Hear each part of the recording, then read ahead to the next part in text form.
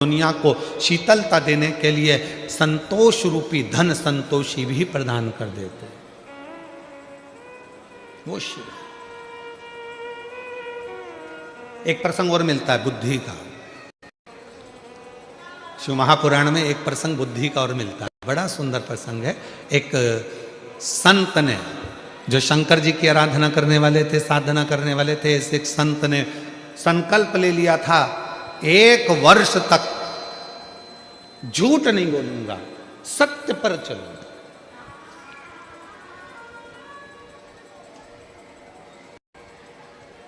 अपनी जिंदगी को सत्य में निकालूंगा, सत्य पर चलूंगा, सत्य से वर्णन करूंगा, सत्य से।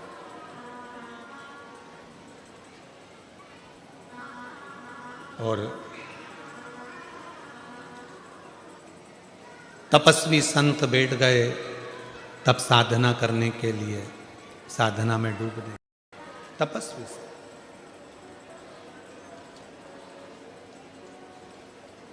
एक लक्ष्य बनाया 1 वर्ष का कि झूठ नहीं बोलूंगा।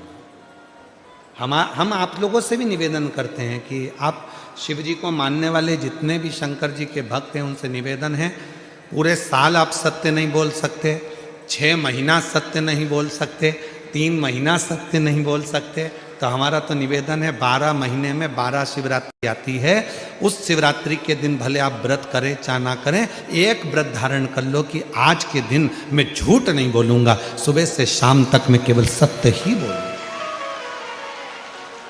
आप मत बोलो, हमें मालूम है तुम पूरी साल सत्य नहीं बोल पाओगे, और अगर सही में सत्य बोल दोगे तो हो सकता है कि घर में झगड़ा भी हो जाए। हो सकता है वो एक कथा मिलती है ना कि एक बहुत विद्वान महाराज, बहुत विद्वान पंडित जी, इतने विद्वान लोग कहते थे, इतने विद्वान पंडित जी तो मरेंगे तो सीधे स्वर्ग जाएंगे, और पंडित जी मरे तो नरक चले गए। अब इतने विद्वान पंडित जी जब नरक गए तो नरक में मोहल्ले के भी गए बहुत सारे, तो उन्होंने पूछ लिया, क्यों पंडित जी, तुम तो इतनी बड़ी सोसाइटी में रहते थे, तब भजन करते थे, तब प्रवचन करते थे, इतनी कथा कहते थे, और तुम मरने के बाद में नरक आ गए, तुम्हें तो स्वर्ग जाना था, आखिर तुम नरक क्यों आए? पंडित जी बोले, मैं मेरी ओर नहीं आया, मेरी पत्नी के कारण नरक आया। तो तुम तुम्हारी पत्नी के कारण नरक क्यों आए? तो कहा, मैं बस कहीं पर भी निकलता था, रोज सुबह के समय पर मेरी पत्नी तैयार होकर आती और मुझसे पूछती कि मैं कैसी लग रही, बस उसी के चक्कर में मैं नरक पहुंच गया। तो तुम उसके चक्कर में नरक कैसे पहुंच गए? तुम मेरे को रोज सुबह से मेरी पत्नी पूछती मैं कैसी लगती हूँ, और मुझे बोलना पड़ता था तुम बहुत अच्छी लगती है। मतलब मेरे को रोज सवेरे सवेरे एक झूठ बोलना पड़ता था, लगती अच्छी नहीं थी फिर भी कहना पड़ता, इसी के चक्कर में मैं नरक पहुंच गया। बस वो एक चक्कर था। तो मेरी जीजियों, आप लोगों से भी निवेदन है, मेरे जीजा जी से रोज मत पूछा करो कि मैं कैसी लग रही हूँ, वो वापड़ा तुम्हारे चक्कर में स्वर्ग की जगह नरक पड़ी जावे, कहाँ मतलब था, मैं कैसी लग? ये मेरी पत्नी के चक्कर में हो। तो कहा, तुम पूरा समय अगर सत्य नहीं बोल सकते तो केवल एक दिन ऐसा निकालो कि उस दिन मैं सत्य बोलूंगा, और सत्यम शिवम,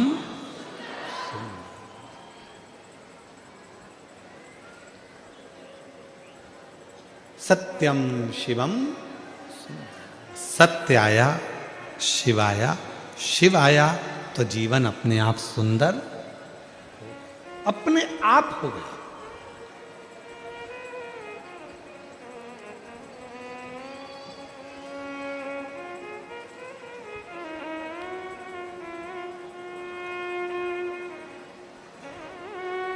एक हमारे शैलेंद्र भाई बोलते ना, सत्य ही शिव है, शिव ही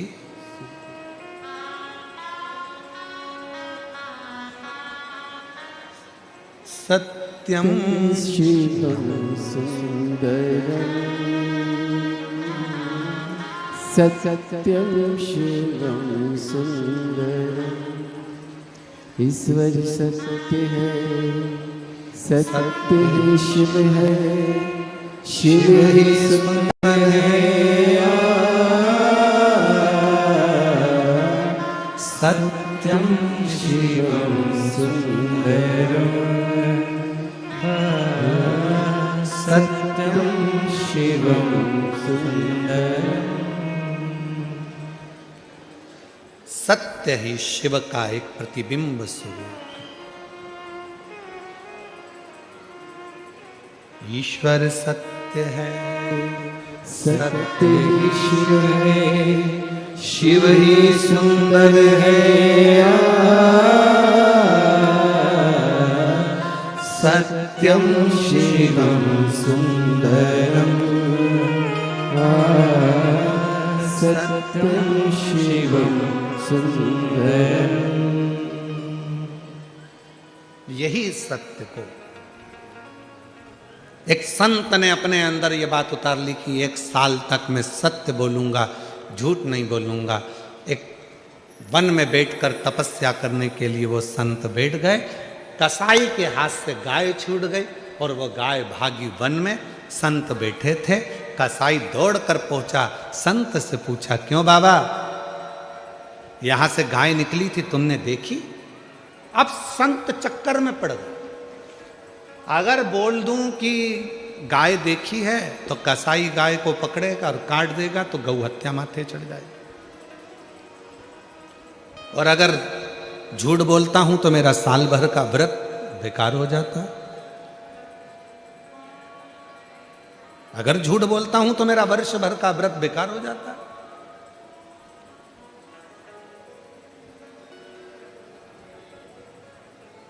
कभी कभी 2 उलझन में भगवान लाकर पटक देता है, कभी कभी।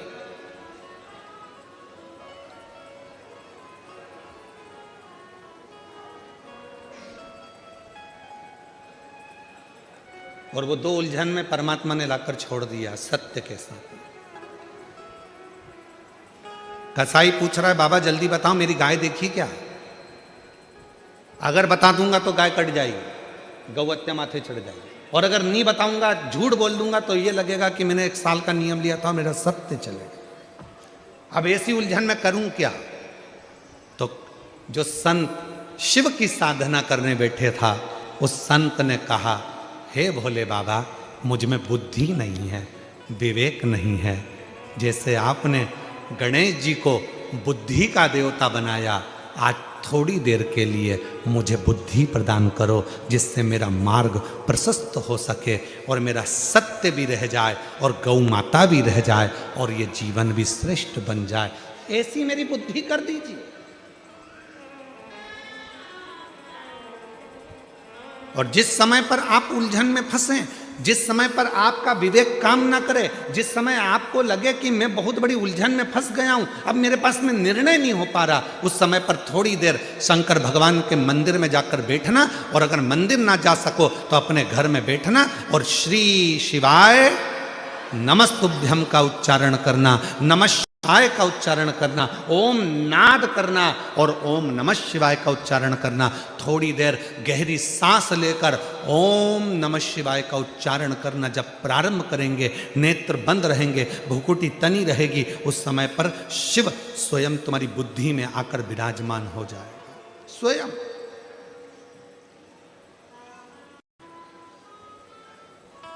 लंबी श्वास के साथ में जब ओम का नाद निकलता है, ओम का नाद,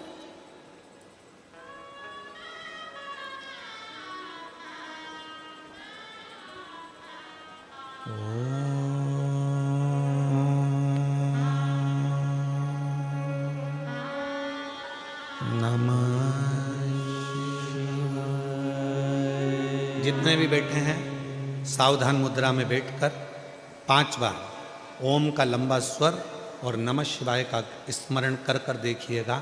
नेत्र थोड़े से बंद रहेंगे, भुकुटी में आपका ध्यान रहेगा, मस्तक के केंद्र बिंदु ब्रह्मांड में आपकी बुद्धि जाएगी और आप शिव से ये आह्वान करेंगे कि मुझे अच्छी बुद्धि, अच्छा विवेक दीजिए, मुझे ऐसा बुद्धि और ऐसा विवेक दीजिए कि जिंदगी में मैं कभी धोखा ना खाऊं, किसी के दरवाजे पर जाकर मुझे मांगने की जरूरत ना पड़े, जो मिले तेरे दरवाजे से मिले। शिव तेरे साक्षीकरण मेरे ब्रह्मांड के केंद्र बिंदु में हो। ऐसा स्मरण कर कर सावधान मुद्रा में ओम का लंबा नाद, साथ में नमः शिवाय का स्मरण।